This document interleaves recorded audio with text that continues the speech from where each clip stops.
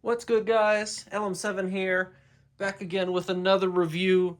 This time after a little bit of a delay, some shipping issues here and there. We're finally taking a look at our newest helmet set for June of 2026, the Imperial Remnant ATRT driver. So, like all the helmet sets, 18 plus, because they're collector edition, 75458, and has 775 pieces.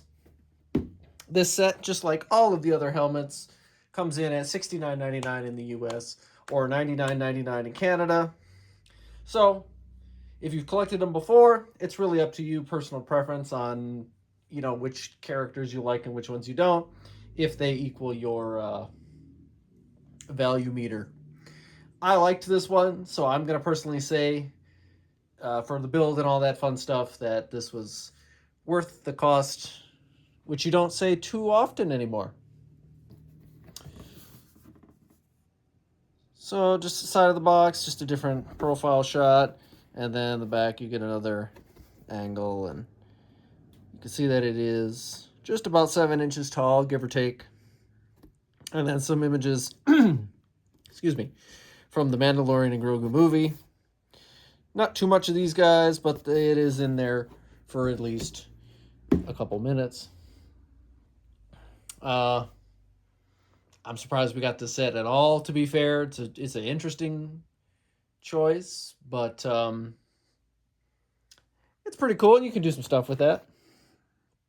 One instruction booklet, nothing too fancy. No little guy on it because there's no minifigure in this set. And what is our final page count looking here? 159 pages. So it's a moderate build, all things considered. Under 1,000 pieces. Yeah, it's in the medium category. It's a little more complicated than, say, an 800 piece like playset, in my opinion. But that's because we're doing very precise and intricate angles to make a helmet look proper. And I think this one may be the best, like shape wise. It was fun to do, fun to build. And with that said, I will now cut away to the build so you can see me build it up, and then we'll talk about the actual set in just a second. See you then.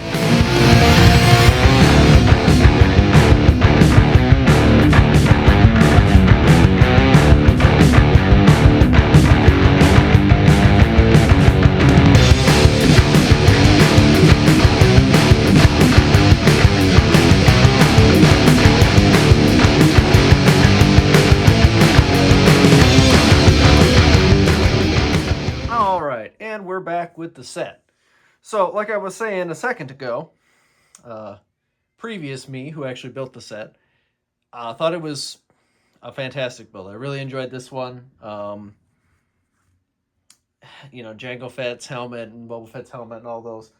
They're kind of similar in how you construct them. Commander Cody, Captain Rex.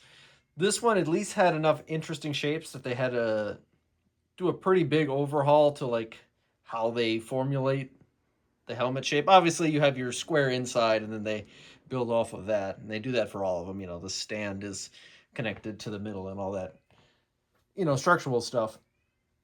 But as far as like detailing and shaping, this one is very different and is very reminiscent to me. Like when I built the AT-AT driver, I didn't think I was going to love that one, but it was very different and complicated with interesting angles. And this one is in a similar fashion. As you can see, pretty angular. Obviously, the face is the highlight of this one, and we will talk a little bit about that in a second. But just wanted to give a quick 360 view. Nothing too crazy. A little asymmetrical there in the back, which I do like. There are, unfortunately, some stickers in this one, but not too many. I think there's 6 in total, and 4 of them, as you can see, are here on the back. So if you don't care that much, you can pretty much ignore all the stickers. Here's your other stickers here. So you could even ignore those two if you don't really care about the tiny markings, but they are accurate. You can even see them on the box over there if it was in focus. But like all of the other helmets, you get a little plaque saying what they are. Nothing special there. This is printed, thankfully. And then your stand is about the same as it always is. Same shape and size and stuff. This time, there is a Technic beam that goes through the middle of the helmet. Not all of them do that. Some of them can come off, some of them don't. This is one of the ones that it doesn't. But they kept this little theme of this tan plate here with a couple studs. That's kind of how you start the stand build and all that. And if you if you didn't skip through the time lapse, then you can see me building that part. Nothing too fancy or anything, but it is similar to all the other ones. So, like I was saying before, I personally think this one is a great addition to the helmet set. It's kind of unique, you know. We're probably not going to see too many iterations of this ATR2 driver.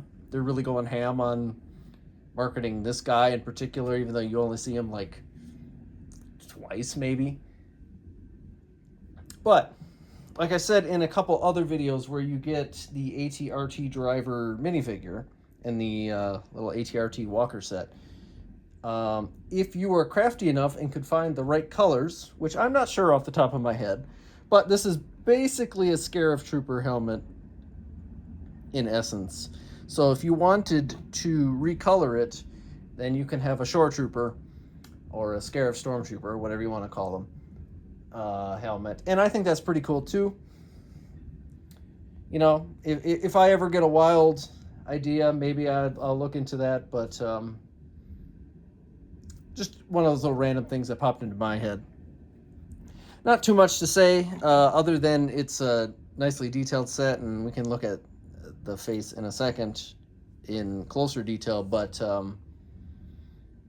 I really enjoyed the build, and it's a collector's helmet, so it doesn't really have any features, obviously. You know, sometimes they have an antenna and stuff like that. This one doesn't particularly have that.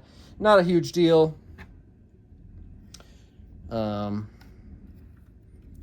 But if we take a look at some of the detail, this part in particular, the mouth guard and then these side panels here, they're pretty cool. How you build it, you can see it's nice and tiled away, but still giving it a couple studs to give it that classic Lego feel. I think it was fun.